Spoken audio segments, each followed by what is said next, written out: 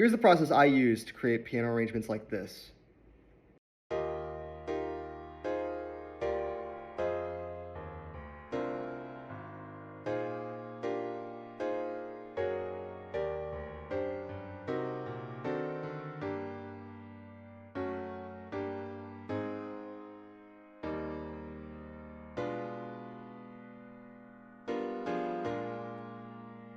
Hey, my name's Adam. I've been working in Musescore for a couple of years now. A significant portion of that, putting these popular pieces into piano renditions, which I'm going to show you my process of today. So first what we're going to do, we're going to open up a new score, obviously. Going to get in a piano. The song you choose is going to significantly change how difficult this process is going to be. Now, the song we'll be choosing for today is just something simple. We'll just do like Perfect by Ed Sheeran, like a pretty popular song, not too complicated, though, these ideas can be extended into, whatever song you want. So this song's in 12/8, which is kind of not super standard. So the first thing you want to focus on is actually the bass notes and not the melody, and mainly the key that you're playing in. Now, Perfect has these bass notes that you can hear at the start of each measure that determine the chord and, what the acoustic guitar is playing.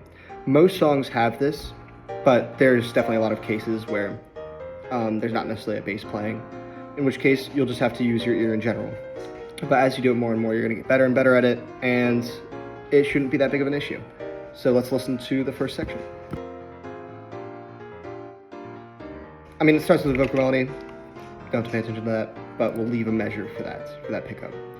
But you can hear at the start, it's like that low dong. So we'll find that real quick. So we'll just continue on with that principle. We'll find the first bass note and we'll put it in there.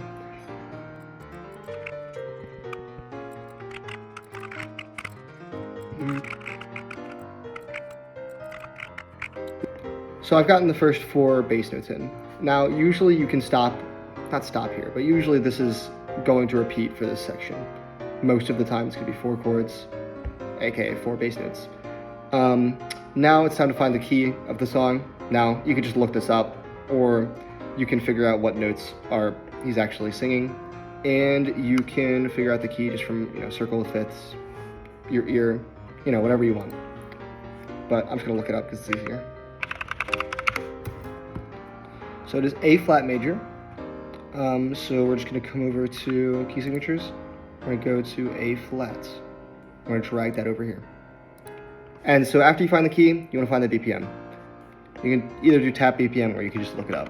So it's BPM of 97, so we'll just put that in here. So now that we found the bass notes, at least for these 4 measures, obviously not for the song, we can start putting chords over it.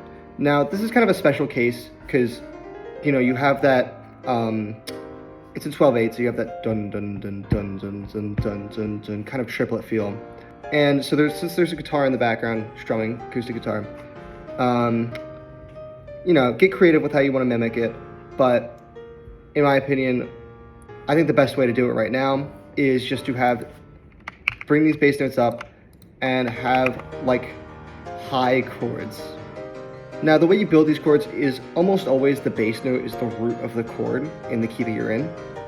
So you can almost always just build up from that bass note, and that is the chord. Listen back always, and if it doesn't sound correct, change it and try to figure out what the chord actually is, because sometimes the bass note is not playing the root of the chord, but most of the time it is. So I'm also putting into that triplet feel. So now,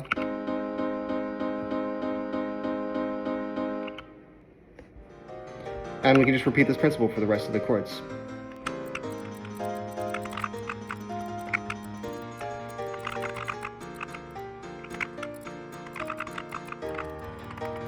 If you listen to it now, it's going to sound a little bit weird because we haven't done any inversions yet, meaning that the notes are moving around a little bit too much and it sounds a little bit unnatural. So we want to kind of pick a range that we want these chords to be in, and we want to keep it there. So I think for this first chord, we're going to take the top note and we're just going to move it down an octave. Now this doesn't change the quality of the chord, it just changes the range a little bit. So I'm gonna do that real quick.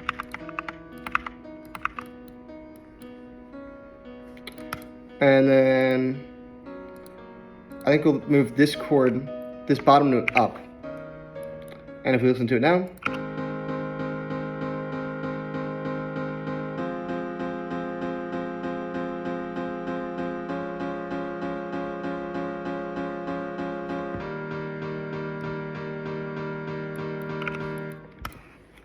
okay.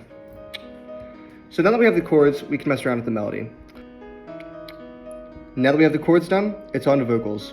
Now, these are going to be more difficult to do than the average vocal line because there's a lot of like grace notes and just small little inflections that are difficult to capture on the piano, but we'll do our best. Every time you do something like this, you get a little bit better at it.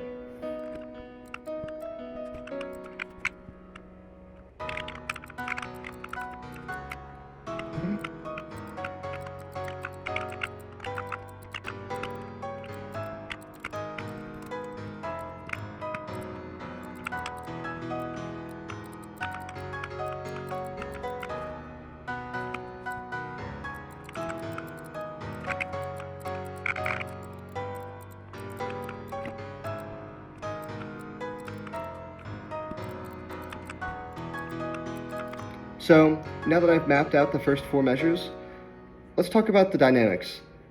If there's any specific piano techniques that you want to be doing but can't figure out how to make it sound like that through the playback, then you can just put a note to anybody who learns this on piano.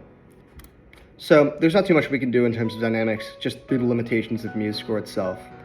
But I'll play what we have.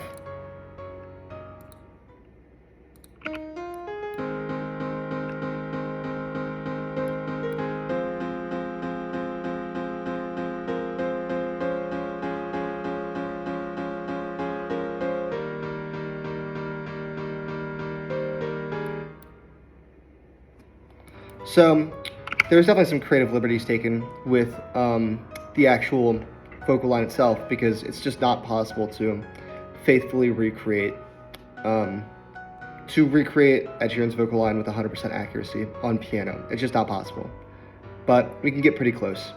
So the final composition-based thing that I like to do with my pieces is I like to put chord tones underneath the melody. Now what does that mean? This is a F major chord. So this first chord is an F major chord. That means that there are 3 notes in it, F, A, and C. And that means that you can use pretty much any of them under this like main line, this main vocal line. So let's put a C down here. Now I may not want that to come in right there, so we could have it come in right here. And we could just keep using the same principle. I think it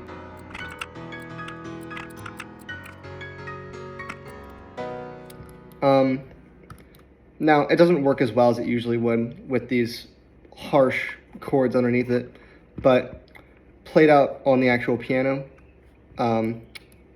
it sounds a lot better than it does through playback.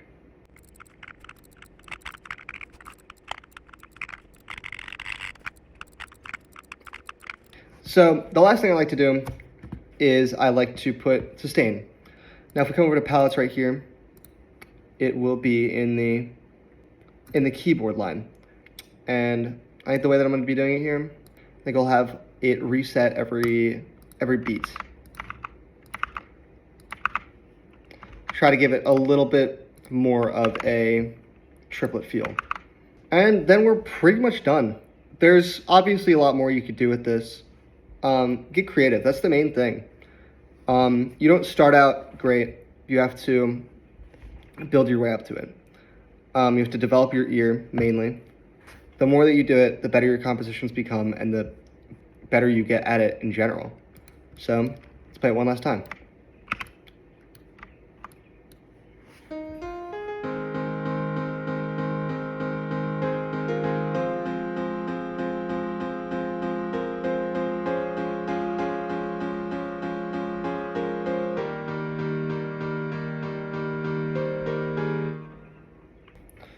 You'd be shocked with how far you can take this kind of thing. Keep going with it. Keep getting better, keep practicing. Just keep experimenting. The more you do this sort of thing, the more tricks you find. And the more full and complete your arrangements will sound. And have fun.